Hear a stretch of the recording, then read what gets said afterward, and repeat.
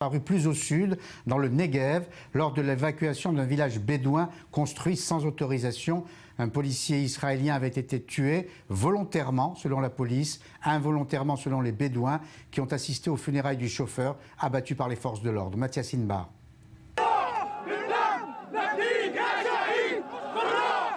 Par le sang et notre âme, nous te vengerons, notre shahid. C'est en ces termes que des dizaines de milliers de Bédouins et d'Arabes israéliens, drapeaux palestiniens en main, ont porté la dépouille de Yacoub Abou Kian. Ce professeur bédouin tué la semaine dernière dans des circonstances controversées, la police israélienne maintient sa thèse de l'attaque préméditée à la voiture bélier. Sa famille accuse la police de l'avoir tué de sang-froid.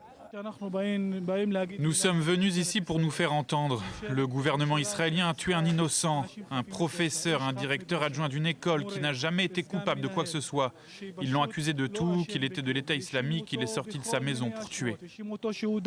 La police israélienne a dû se plier à la décision de la Cour suprême et remettre à la famille la dépouille d'Abou Kian, accueillie ici par les anciens du village.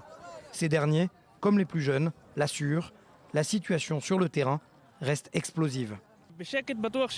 Les gens ne sont pas venus ici aujourd'hui pour déclencher des heurts, mais pour faire entendre leur voix que nous souffrons dans ce pays. Nous voulons être traités avec équité. Mais vous savez, c'est difficile quand on vous détruit votre maison. Tout dépendra des autorités. La plupart des députés de la liste arabe unifiée étaient présents aux funérailles. Sans oublier Raed Salah, le leader de la branche nord du Front islamique en Israël, déjà emprisonné pour incitation à la violence. Pendant que les derniers fidèles quittent le cimetière musulman d'Al-Qati, ce message qui est distribué à toutes les personnes, ici Al-Kian, ici Umm el-Hiran, nous n'oublierons jamais.